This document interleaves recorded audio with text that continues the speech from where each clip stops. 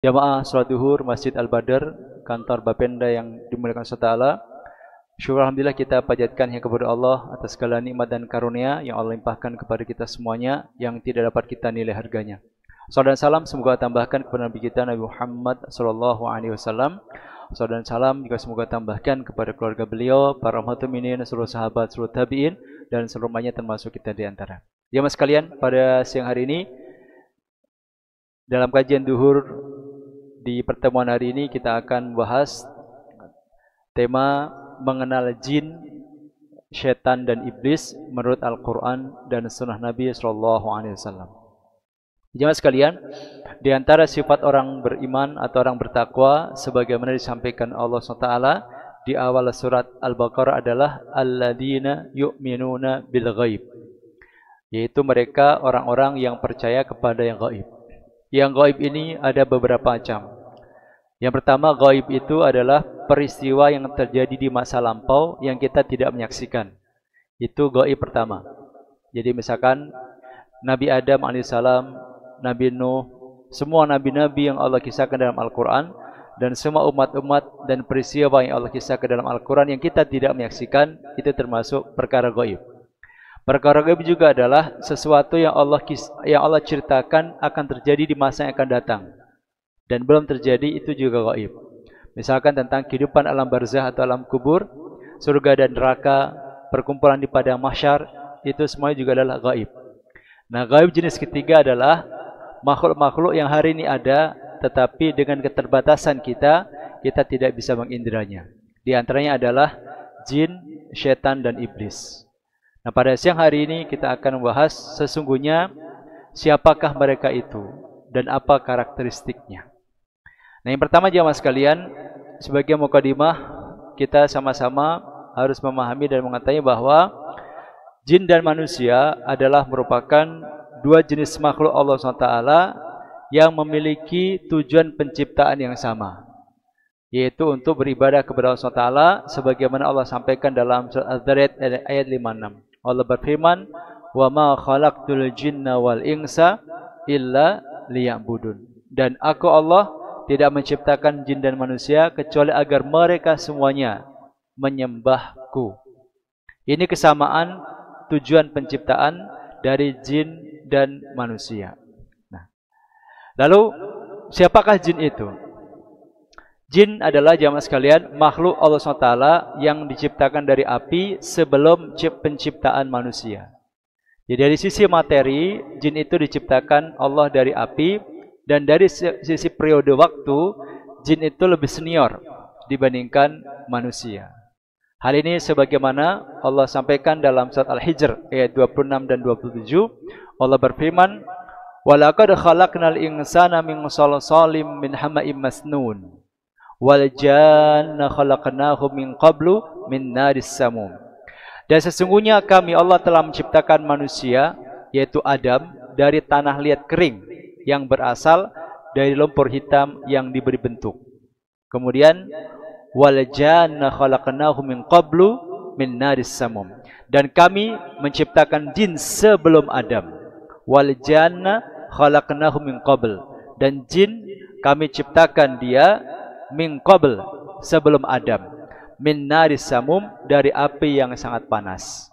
Jadi dari ayat ini kita mengetahui bahwasanya pertama, materi penciptaan jin itu berasal dari api, dan secara waktu atau periode penciptaannya dia lebih dulu dibandingkan penciptaan manusia. Dalam hal ini adalah penciptaan Nabi Adam alaihissalam sebagai manusia pertama. Hal yang senada disampaikan Rasulullah SAW dalam hadis sahih riwayat Imam Muslim. Rasul bersabda, "Khuliqatil malaikatu min nur, wa khuliqal jannu min marijim min nar, wa khuliqa Adam mimma wusifa lakum." Para malaikat diciptakan dari cahaya, jin diciptakan dari nyala api, dan Adam diciptakan dari apa yang disifatkan kepada kalian. Ini tiga makhluk dengan materi penciptaan yang berbeda-beda. Nah, kalau jin adalah makhluk Allah yang diciptakan dari api dan periodenya lebih dulu dibandingkan Nabi Adam. Lalu siapa itu iblis? Nama iblis jemaah sekalian di antaranya kita temui dalam surat Al-Kahfi ayat 50. Allah berfirman tentang sosok iblis ini. Wa idh qulna lil malaikati isjudu li adama fasajadu illa iblis kana minal jinni fafasaqa an amri rabbih. Dan ingatlah ketika kami berfirman kepada para malaikat. Dan ingatlah ketika kami berfirman kepada para malaikat, usjudu li Adam. Wahai para malaikat, sujudlah kalian semuanya dalam rangka menghormati Adam. Usjudu li Adam. Sujudlah kalian semuanya kepada Adam dalam rangka menghormati, bukan dalam rangka beribadah. Fasajadu, maka seluruh malaikat bersujud illa iblis, kecuali iblis. Jadi ketika Allah SWT telah selesai menciptakan Nabi Adam dan telah mengajarkan kepada Nabi Adam berbagai macam ilmu pengetahuan, yang dengan itu Nabi Adam menjadi sosok yang sangat pandai sekali, Allah kemudian perintahkan kepada para malaikat untuk bersujud hormat kepada Nabi Adam. Maka dengan penuh ketundukan semua malaikat bersujud kecuali iblis. Nah, siapa iblis itu? Allah sampaikan, kana minal jin. Dia adalah dari golongan jin. Fafasaqa an amri rabbih, maka ia mendurhakai perintah Tuhannya. Jadi dari sini kita pun mengetahui secara pasti dari surat Al-Kahfi ini bahwa iblis itu bagian dari bangsa jin. Gitu. Nah, menurut Al-Imam Hasan Al-Basri, beliau mengatakan iblis bukan termasuk golongan malaikat sedikit pun.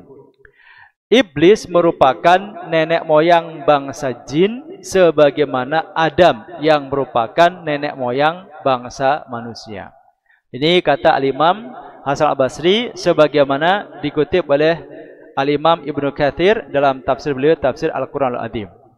Jadi iblis itu siapa? Iblis itu adalah Abul Jin, bapaknya jin.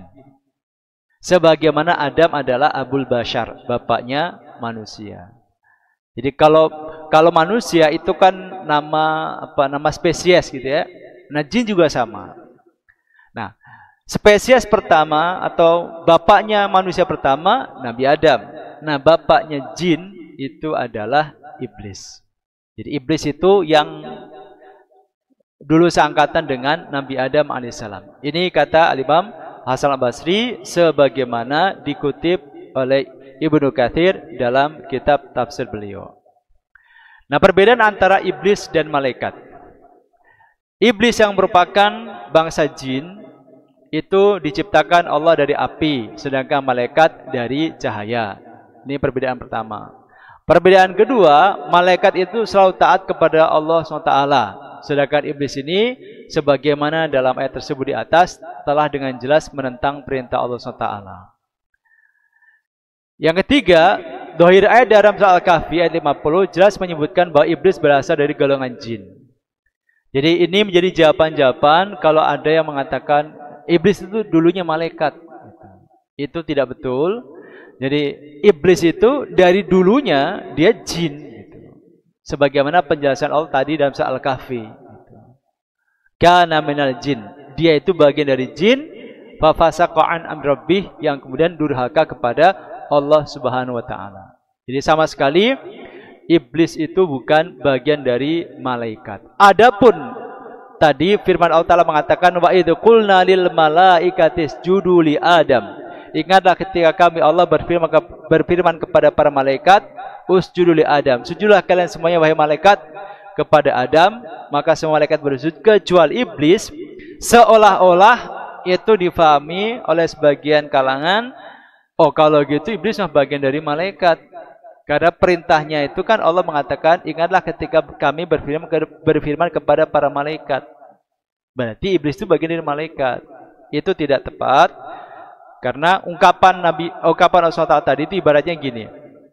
Ketika kita misalkan mengatakan dalam bahasa Arab, kharajatul labum minal fasli illa ustadan. Siswa-siswa telah keluar semua dari kelas kecuali Pak Guru. Jadi pernyataan atau ungkapan mengatakan semua siswa telah keluar dari kelas semuanya kecuali Pak Guru. Pak Guru itu kan bukan bagian dari siswa. Nah, dalam bahasa Arab ini istilahnya adalah istitsna munqati. Sebuah kata pengecualian di mana sesungguhnya yang dikecualikan itu bukan bagian dari kelompok besar tadi. Nah, Allah sampaikan semua malaikat bersujud kecuali iblis. Gitu. Itu bukan berarti iblis itu bagian dari malaikat, enggak. Gitu. Ini namanya istitsna munqati, sebuah pengecualian di mana sesungguhnya yang dikecualikan itu bukan bagian dari kelompok besar yang disebutkan di awal. Nah, itu penjelasannya. Nah, kemudian jemaah sekalian, yang berikutnya adalah setan. Siapa setan itu? Jadi jin kita sudah tahu, jin adalah makhluk Allah yang diciptakan dari api. Sedangkan iblis adalah bapaknya jin. Nah, sekarang yang ketiga, siapa setan itu? Setan atau syaiton dalam bahasa Arab diambil dari kata syatona yang berarti jauh atau ba'id. Maksudnya adalah jauh dari kebenaran atau jauh dari rahmat Allah Subhanahu wa taala. Al-Imam Ibnu Jarir mengatakan bahwa setan dalam bahasa Arab itu adalah semua atau setiap yang durhaka, baik dari kalangan jin, manusia atau hewan atau dari segala sesuatu. Jadi kalau dalam bahasa Arab, kata setan itu biasa digunakan untuk menyebut semua makhluk yang durhaka, semua makhluk yang tidak taat, baik itu jin, manusia ataupun binatang. Semua makhluk ini kalau tidak durhaka itu layak disebut setan. Itu secara bahasa. Hal ini juga kita temukan dalam penjelasan Allah Subhanahu wa taala dalam surat Al-An'am ayat 112. Allah berfirman, "Wa kadzalika ja'alna likulli nabiyyin aduwwan syayatinal insi wal jin yuhi ba'dhum ila ba'dhin zukhrufal qawli ghurura." Dan demikianlah kami jadikan bagi tiap-tiap nabi memiliki musuh. Jadi setiap nabi itu kata Allah Ta'ala pasti punya musuh. Enggak ada nabi yang tidak punya musuh. Semua nabi. Nah, siapa musuh para nabi itu? Nah, dijelaskan Allah, yaitu setan-setan dari jenis manusia dan dari jenis jin. Jadi, musuh para nabi adalah setan. Nah, setan ini kata Allah SWT, ada yang dari manusia, ada yang dari jin. Sebagian mereka membisikkan kepada sebagian yang lain perkataan-perkataan yang indah untuk menipu manusia. Maka dari sini apa yang tadi disampaikan Imam At-Tabari itu betul adanya, bahwa ungkapan atau istilah setan itu boleh disebut untuk menyebut jin, boleh juga disebut untuk menyebut manusia yang durhaka kepada Allah Subhanahu wa taala. Jadi siapapun yang durhaka kepada Allah, maka sesungguhnya dia itu layak disebut sebagai setan. Gitu. Nah, dalam ayat ini Allah menjelaskan adanya setan dari jenis manusia dan setan dari jenis jin. Setiap yang durhaka layak disebut setan. Karena akhlak dan perbuatannya menyelisih akhlak dan perbuatan makhluk yang sejenisnya. Dan karena ia jauh dari kebaikan. Hal yang sama, jamaah sekalian, itu juga kita temukan dalam surat An-Nas yang kita semua hafal. Allah berfirman, "Qul a'udzu birabbin nas, malikin nas, ilahin nas, min syarril waswasil khannas, alladzi yuwaswisu fi sudurin nas minal jinnati wannas." Katakanlah Muhammad, aku berlindung kepada Tuhan yang memelihara dan menguasai manusia, raja manusia, sembahan manusia, dari kejahatan bisikan setan yang biasa bersembunyi, yang membisikkan kejahatan ke dalam dada manusia, dari golongan jin dan manusia. Ini mempertegas kembali bahwa sebutan setan itu dalam Al-Quran biasa digunakan untuk menyebut semua makhluk yang durhaka, baik dari kalangan jin ataupun dari kalangan manusia. Nah, berikutnya jamaah sekalian, setelah kita mengetahui perbedaan tiga nama tadi, jin, iblis, dan setan. Jadi kalau jin adalah spesiesnya, jadi makhluk yang Allah ciptakan dari api, itu namanya jin. Bahnya jin atau nenek moyangnya jin disebut iblis. Lalu jin ini itu terbagi dua. Ada jin yang baik, ada jin yang tidak baik. Ada jin yang taat kepada Allah, ada jin yang durhaka kepada Allah. Jin yang durhaka kepada Allah itulah yang disebut dengan setan. Jadi setan itu lebih kepada sifat. bukan jenis makhluk, tapi dia adalah sifat yang melekat pada jin atau manusia. Hanya saja umumnya memang penyebutan kata setan itu lebih sering merujuk kepada mereka yang berasal dari golongan jin. Tapi sesungguhnya setan itu adalah sifat, bukan jenis makhluk seperti jin dan manusia. Nah, jamaah sekalian, jin ini memiliki banyak sifat-sifat yang membedakannya dari manusia. Yang pertama, jin ini bisa berubah wujud menjadi aneka rupa. Jadi dengan izin Allah SWT, jin ini bisa berubah wujud menjadi macam-macam bentuk. Bisa menjelma menjadi manusia, bisa juga menjelma menjadi binatang. Di antara dalil tentang perubahan jin menjadi manusia ini, misalnya hadis yang diriwayatkan oleh Abu Hurairah radhiyallahu anhu, beliau pernah bercerita mengalami perjumpaan dengan jin yang menjelma jadi manusia. Jadi kisah singkatnya, Abu Hurairah pernah ditugasi oleh Rasulullah untuk menjaga Baitul Mal, gudang penyimpanan harta zakat, infak dan sedekah. Di suatu malam ketika beliau lagi tugas, tiba-tiba datang seorang pencuri. Ketika ditangkap, ternyata pencuri ini adalah jin. Lalu jin ini minta kepada Abu Hurairah supaya dilepaskan dan berjanji tidak akan mengulangi lagi. Dilepaskan oleh Abu Hurairah. Kasihan. Malam kedua, pencuri ini datang lagi. Jin itu datang lagi, menjelma jadi manusia. Ditangkap lagi oleh Abu Hurairah.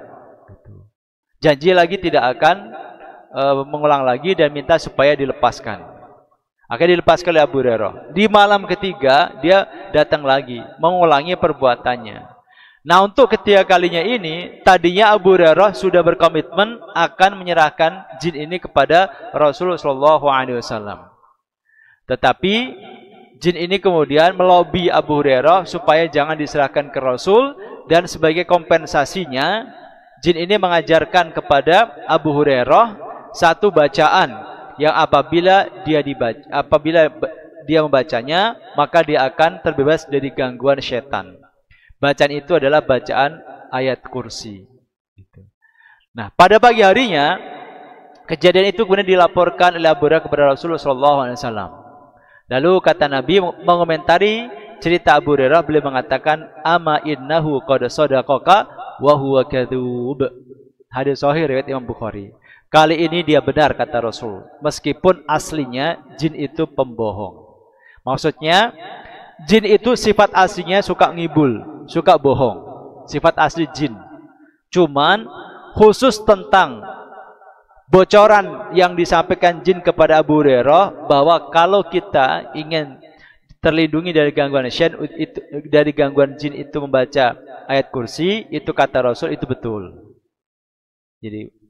Jadi kalau kita ingin senantiasa terlindungi dari gangguan jin, maka di antara amalan yang disunahkan adalah membaca ayat kursi. Ini Abu Hurairah awalnya dapat dari jin, tetapi sudah mendapatkan validasi dan verifikasi dari Nabi SAW bahwa itu betul.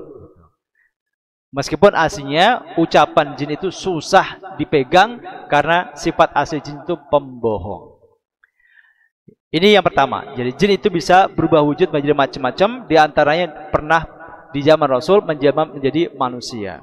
Pernah juga di zaman Nabi ada jin yang menjelma menjadi ular dan berkelahi dengan seorang sahabat, dan dua-duanya meninggal dunia. Sahabatnya meninggal, jinnya mati. Kisah ini disebutkan dalam hadis riwayat Imam Muslim.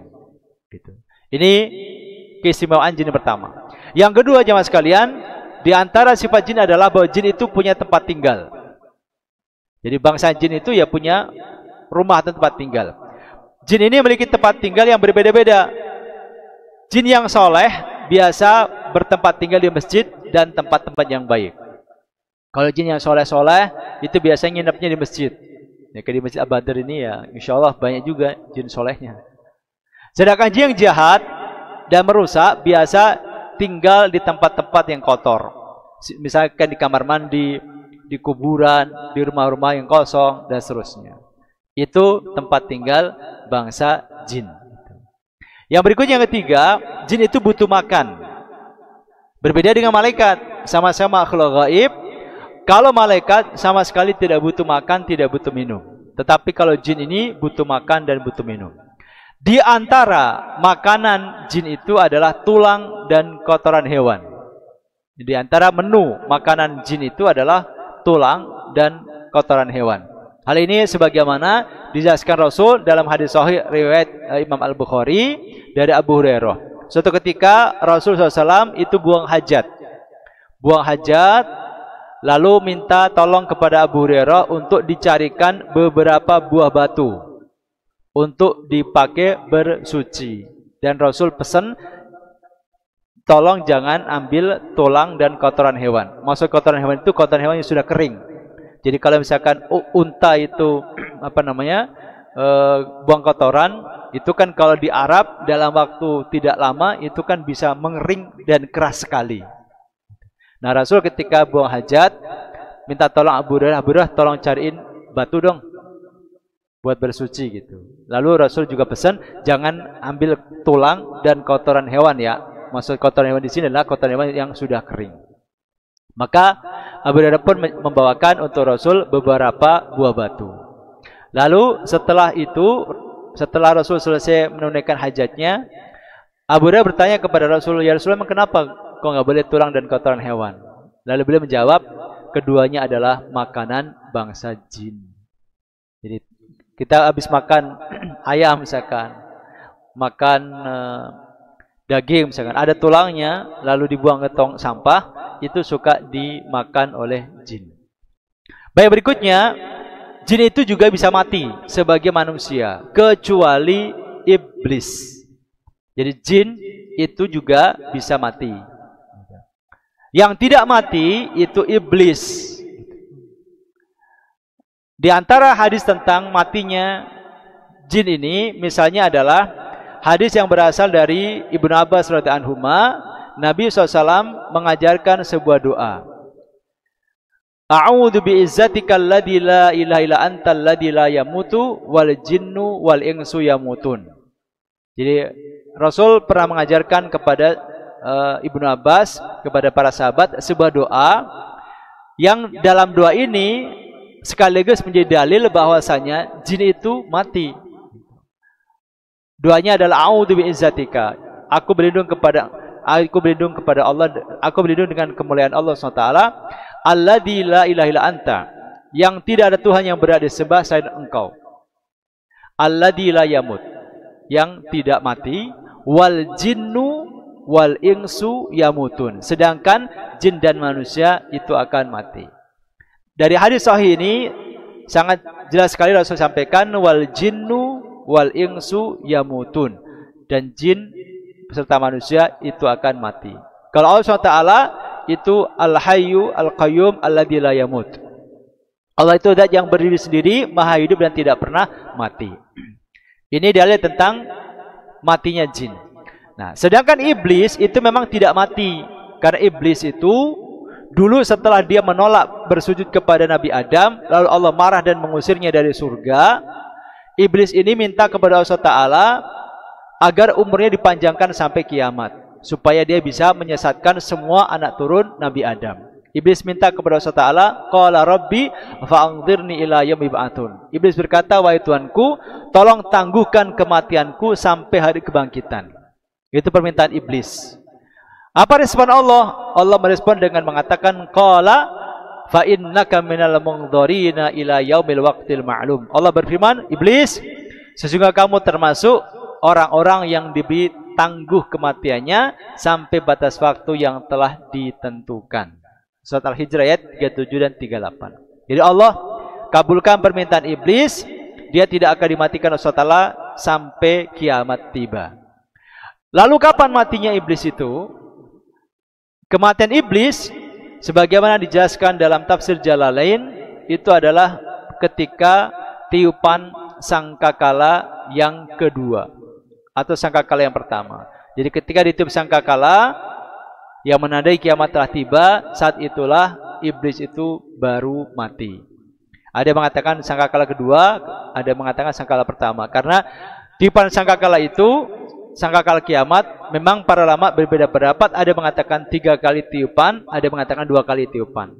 Yang mengatakan 3 kali tiupan, pertama tiupan mengagetkan, disusul baru tiupan kematian, baru tiupan kebangkitan. Nah, kalau yang membagi sangkakala itu ditiup 3 kali, maka kematian iblis itu terjadi pada tiupan kedua yang disebut dengan tiupan kematian. Saat itulah dia baru mati. Sejak diciptakan sampai sekarang dan sampai nanti dia masih hidup. Nah, kalau anak buahnya, nah mereka itu yang banyak yang mati. Baik, yang kelima, di antara sifat jin adalah bahwa jin itu ada yang muslim, ada yang kafir. Sebagaimana manusia ada yang muslim dan ada yang kafir. Nah, di bangsa jin juga sama.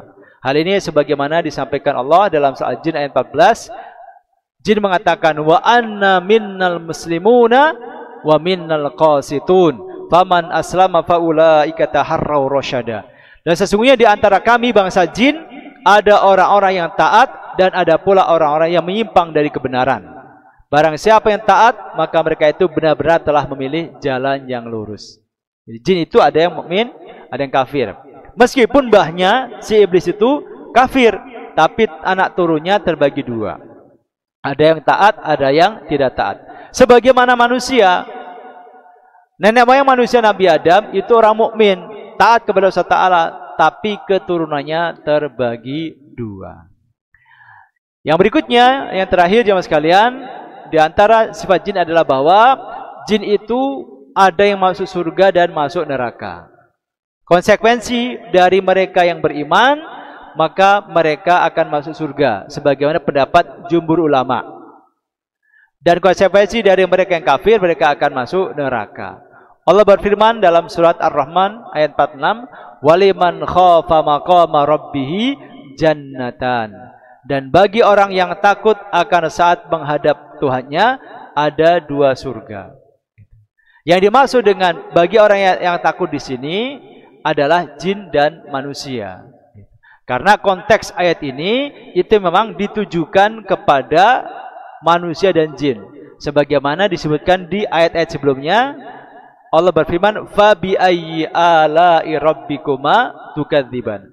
Maka nikmat Tuhan kamu yang manakah wahai jin dan manusia yang kamu dustakan?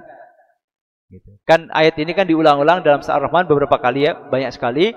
Fabi ayyi ala'i rabbikuma tukadziban. Maka nikmat Tuhan kamu yang manakah wahai jin dan manusia yang kamu dustakan?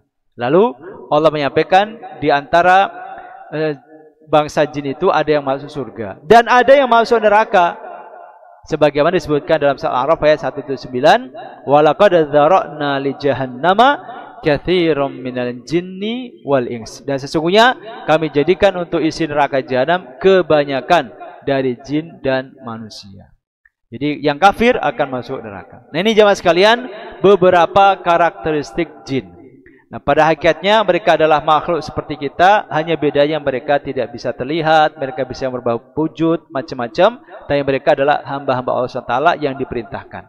Dan kata sebagian ulama, jin itu sesungguhnya lebih takut kepada manusia dibandingkan rasa takut kita kepada mereka. Dengan catatan, kitanya nggak boleh takut. Jadi kalau kita takut, dia menjadi berani. Tapi kalau kita berani, jin itu sesungguhnya lebih takut kepada kita daripada kita ke mereka. Kenapa? Karena jin tahu yang khalifatullah fil ard itu manusia. Level manusia itu lebih tinggi dibandingkan jin. Sesungguhnya hakikatnya mereka takut kalau kitanya berani. Tapi kalau kitanya takut, mereka jadi berani. Bapak sekalian, itu kira-kira penjelasan singkat mengenai perbedaan jin, iblis dan setan sebagaimana dijelaskan Allah dalam Al-Quran dan dijelaskan baginda Nabi dalam hadis-hadis beliau. Mudah-mudahan kita bisa mengimani, memahami secara proporsional. Demikian, lebih kurang maaf, kita tutup dengan baca hamdalah dan doa penutup majelis. Alhamdulillahirrahmanirrahim. Subhanaka Allahumma wa bihamdika asyhadu an la ilaha illa anta astaghfiruka wa atubu ilaik. Wal afu minkum. Assalamualaikum warahmatullahi wabarakatuh.